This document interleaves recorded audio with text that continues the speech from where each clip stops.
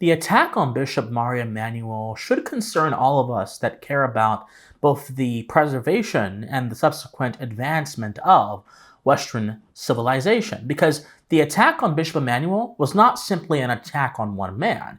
It was rather an attack on a long tradition that stretches back thousands of years and is, in part, if not mostly, but definitely in part, to be charitable, responsible for the progress of Western civilization thus far, which is Christianity and the norms and values that it has brought. But it was also an attack on several concepts that underlie sort of small L liberal civilizations like Australia, like America, and like others in the European or Western world more generally, in the case of Australia.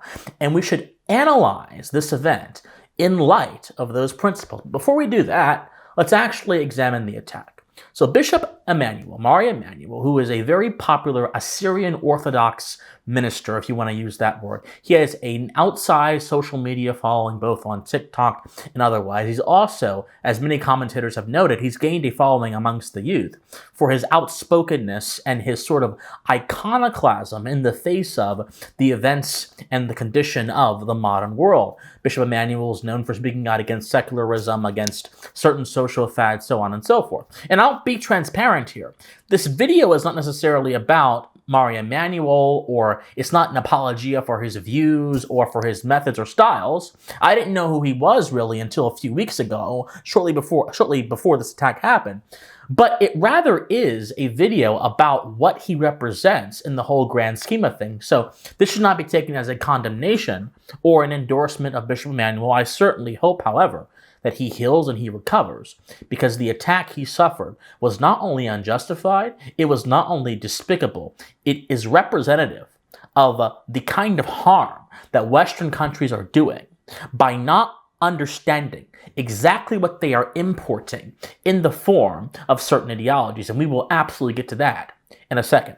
And so this 16-year-old kid walks up to Bishop Emmanuel in the middle of his sermon when he's preaching, takes a knife, and he shouts specifically in the name of the prophet in Arabic, and then stabbed Bishop Emmanuel and attacked several other people. Now, thankfully, the congregation came and they pulled the kid off of him. But this attack has a few layers of significance to it. Number one, this happened to an Assyrian congregation. Now, those of you who know about Assyrian Christians have been historically persecuted, and they have dispersed throughout the world, and they've gone to countries like Australia. They originate in the Middle East, but they've gone to countries like Australia to seek a safer life. So for this to happen to a group of Christians that are historically persecuted necessarily brings up old wounds and old trauma, but also Bishop Emmanuel has been critical of Islam. Now, he's been very clear from what I've seen to actually not attack Muslims themselves, but to simply critique the doctrine, which, by the way, if you're going to profess the Christian ethos, that is going to have to be the way you conduct yourself in the face of these very, very significant matters, because the Christian ethos presupposes a certain level of redemptive quality within the heart and soul of the man, and then that demands upon the Christian a certain level of grace given to your fellow man, if you believe that stuff. But if you're going to be a Christian, if you're going to address Islam or other ideologies, that'll probably be the way you're supposed to do it. All of us as humans, regardless whether we are Christians or not. So when those religions out there, with all love and respect, they talk about laws, I'll ask them, are you fulfilling that law? Of course not. You're falling very short of that law. So don't tell me you have to do this where you are failing as a leader. Your prophet failed those laws. Your own prophet failed them. Who? Muhammad. And all the other leaders. And the very reason why Muhammad failed, because he's dead. Their book says that. But their book also says about my Messiah, even though the Isa in the Quran is not the Christ of the Holy Bible, totally separate people. We cannot claim something that is not truthful. I know truth hurts. But moving on. So this is not an isolated event. Unfortunately, for countries across the West, especially Australia, these kind of events, which are the product of youth radicalization, are rather common. There was a study done in 2020 titled Understanding Youth Radicalization, an analysis of Australian data done by Emma Belton, City MRI, and a few others. And this study looked at particularly the characteristics of youth across the ideological spectrum in Australia who get radicalized. But they focused, amongst other categories, on Muslim youth. One of the findings of this study actually is quite concerning. I quote, "A large majority of those who were surveyed, 73% of the participants, expressed signs of anger towards Australian society. This included, for example, the rejection of the validity of the Australian social and legal system and mainstream values." This is the Muslim youth they were surveying who were prone to radicalism. As already mentioned, they continue to go on. Within the sample are Sema Baida, I'm probably butchering their name, and Alo Bridget Namoa, who was sentenced for conspiring to commit acts of terrorism, both Muslims, who expressed opinions rejecting the validity of Australia's legal system and support for random attacks against Australia. The youth Jake Bellardi expressed hatred of Australia, stating in his blog, "I was growing tired of the corruption and filthiness of Australian society and yearned to live under the Islamic State with Muslims." End quote. Now, when you pair this with the rise of radical imams who come from the Middle East and who are in other countries, who actively encourage impressionable youth through digital means and otherwise to commit jihad, to rebel against secular society in a way that is violent, you cannot ignore the connection between Islamic ideology and the radicalization of youth, because we don't just see this in Australia, we see this all across the West. And yet, in the area of Sydney, this is a suburb of Sydney, where this attack happened, it is noted by the BBC as being a so-called melting pot. It's called Fowler. The BBC says residents' ancestry and the fact that multiculturalism ranging from Vietnam, China, and parts of the Middle East is where this area is constituted. It is one of the most religious areas of Sydney, where 25% of the population are Catholics, 19% is Buddhist, and 7.5% are Muslim. So the area where this attack happened is also soaked in this sort of multicultural, diverse worldview. Now, the radical imams that radicalize youth are not necessarily doing so with some crazy interpretation of the Quran. In fact, depending on what your viewpoint is, but this is pretty standard, there are a lot of Muslims throughout the Middle East that 110% do believe in the totalizing version of Islam. You'll oftentimes hear the distinction between secular Muslims, not secular Muslims, but moderate Muslims and radical Muslims.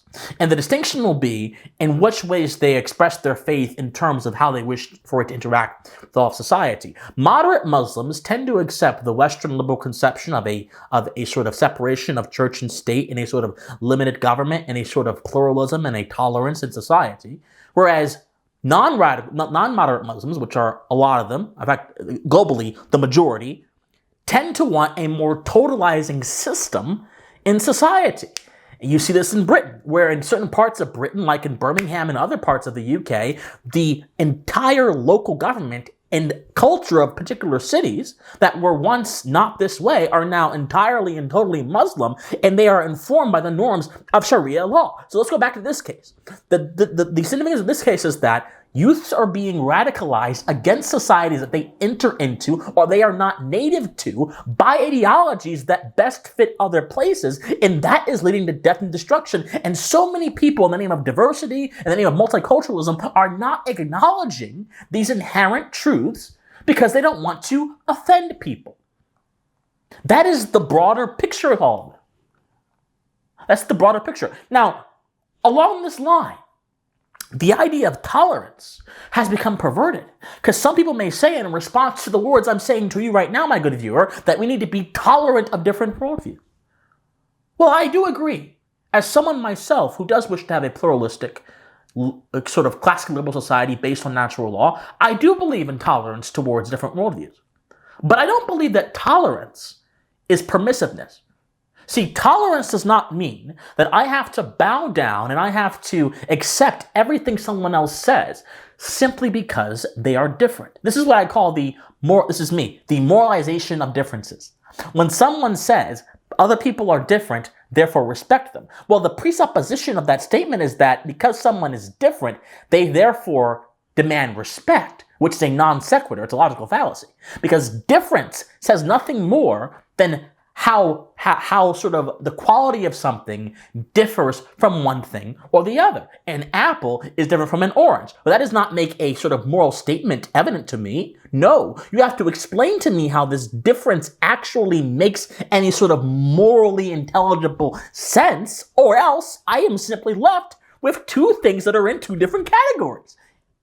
Those who push diversity and multiculturalism, and the idea of the melting pot over everything else, the sort of totalizing diversity, are those who moralize difference, and they do so at the detriment of not only sound moral understanding, but the preservation of tolerance and true sort of open values in society. Unfortunately, as Karl Popper noted with the paradox of tolerance, it is very difficult for a free society to deal with being tolerant towards intolerant beliefs. And I believe there is a solution to this. And my solution is very simple. My solution is that you keep those who have this intolerant belief system from obtaining positions of power, and you restrict them to the social realm. Now, the problem with that is sometimes people don't need positions of power in order to wreak havoc, which then means you need to have a strong regime of laws and a strong regime of social norms that penalizes violence heavily, that penalizes radicalism that can lead to violence, and that goes ahead to ensure the safety of the community. But when your society is controlled by this false sense of benevolence, or even speaking out against certain religions, which is a crime in certain Western countries, like the UK, is considered to be something that is evil, you cannot possibly have the mechanism needed to safeguard society against intolerant menaces that would seek to destroy it. Western countries are signing their own death warrant by having this passive, sort of invertebrate posture towards ideologies that are no good for them. The truth is, my friends, Islam and the radicalism that follows it comes from a region of the world where the culture is fundamentally different from Western society. What do I mean? Well, there was a chart that I found recently from the culture test, and it asks the question, what motivates cultures? Because if we can understand the motivations of certain cultures, we can then understand what would work in certain cultures.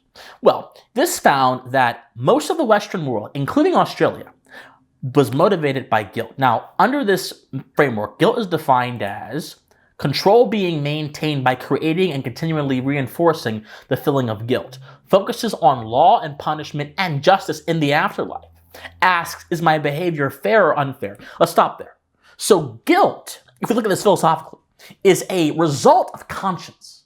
Conscience is this moral intuition built into all of us. My favorite tradition of philosophy, the natural law school, in the 18th century and in the 17th century, they called this the moral sense. The idea that you have this sort of engine inside of you that will give you a feeling of disgust or a feeling of graciousness when you do certain actions that are just inherently wrong. Now, not everyone operates with this moral sense, obviously. There are sociopaths, there are psychopaths, but most of us have this moral sense called conscience. The West is built upon this sort of framework principle that builds off the foundation of conscience.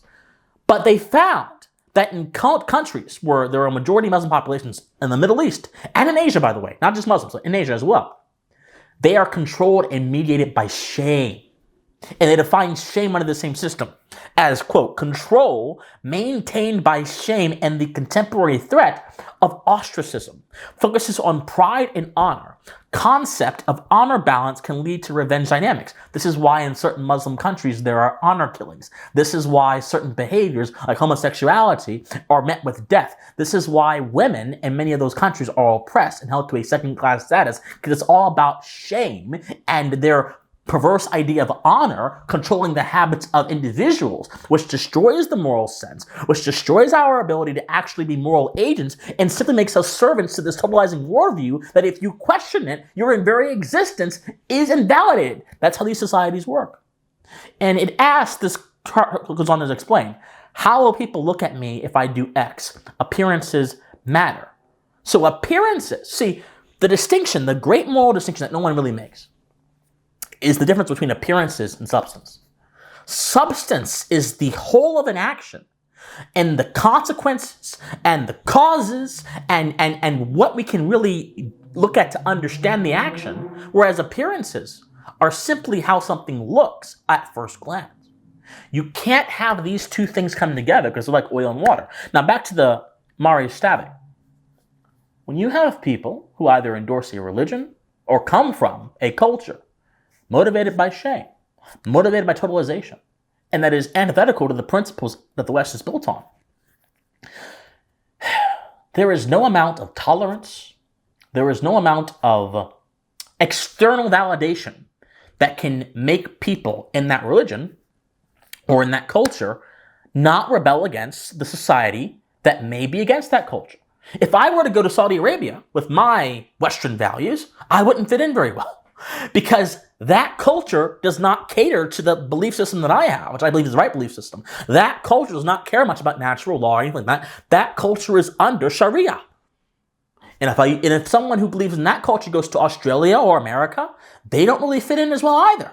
Well, actually, the inverse may be true. Because unlike shame-based cultures, Western cultures generally allow the freedom of association, which means that in the umbrella of guilt cultures, on the umbrella of tolerance cultures, you actually can build your own shame-based enclave for people who think like you, and you can live amongst them. That not only shows the flexibility, that shows the might of the Western conception of society and man, because you can actually do within a voluntary context that which you pursue to do in other countries, but the moment you outsize it to other contexts is the moment there's a problem. The moment that 16-year-old kid decided to go and harm the bishop is the moment he outsized his hatred of society or his desire to overact his own idea of society to the rest of society. And that is the truth, my friends. Tolerance has limits. And when you have cultures that have two different conceptions, two different moral bases, you will get tension. And our leaders do us a disservice by not recognizing this fundamental fact and by throwing away conscience, throwing away the moral sense, and throwing away the virtues of the West, all to appease people on the basis of moralizing difference, a quality which is not inherently moral in the first place.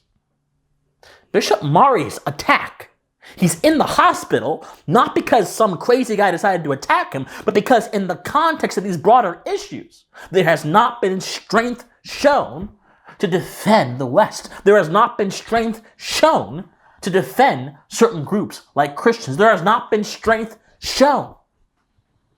And that's a problem, my friends. That's a problem.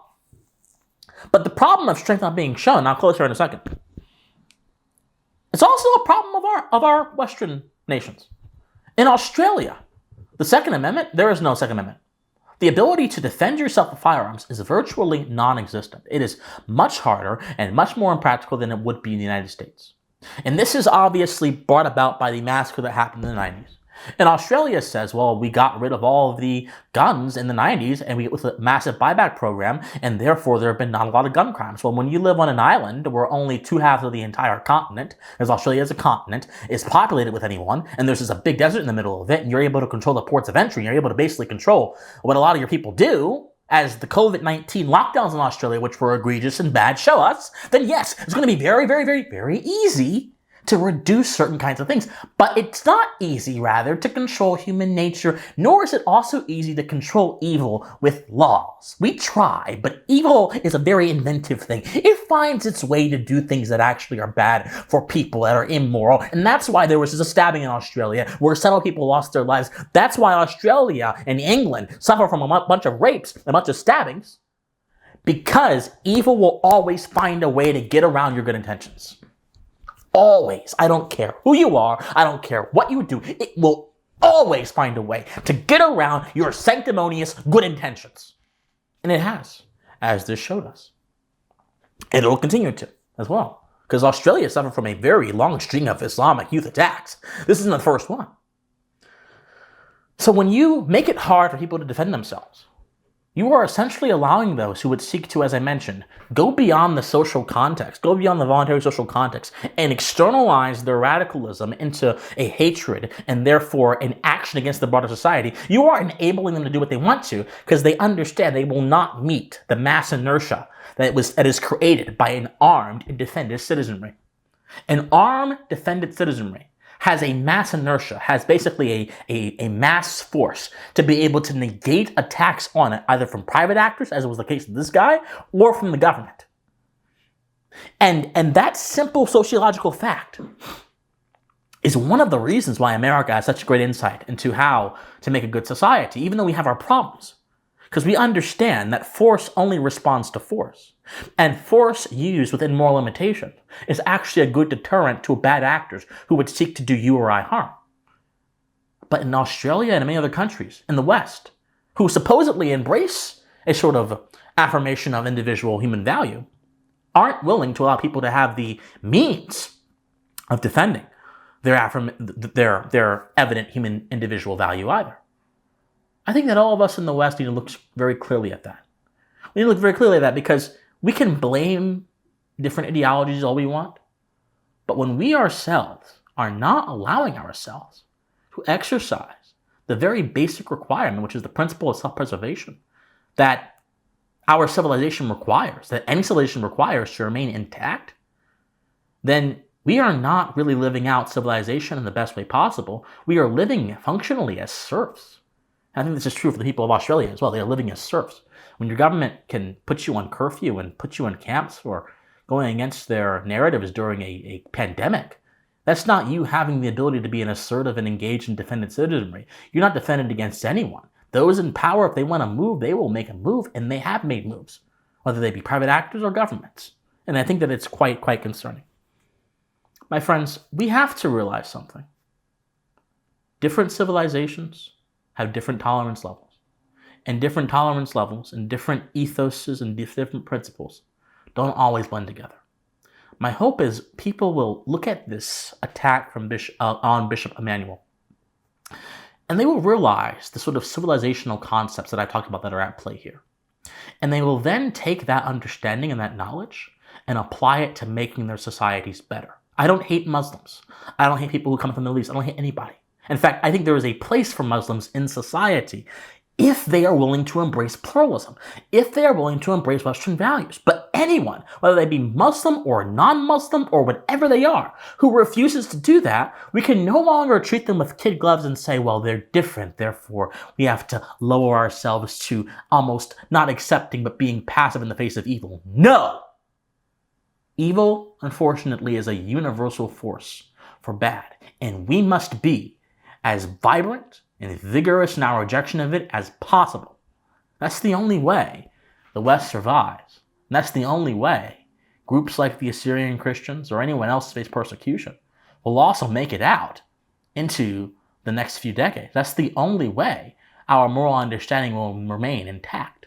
It's my prayer that Bishop Emmanuel recovers, but it's also my prayer that we as a civilization recover our honor, recover our grit, and recover our courage to say no.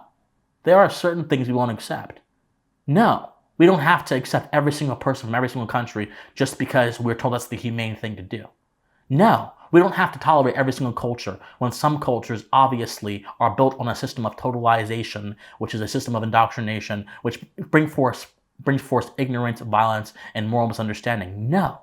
There are limits, there are standards, and we will impose our standards upon you if you seek to come into our society. If you don't like that, stay away. That's the mentality we need to embrace in the West. And hopefully, that's the mentality that this attack on Bishop Emmanuel will help us muster forth with our courage. My friends, like, share, comment, subscribe, do whatever you can to get this message out there. If you want to support me, donate to me, do all that good stuff, and there's all that information in the comment section down below. My friends, study history, study philosophy, be morally convicted, and please stay pensive.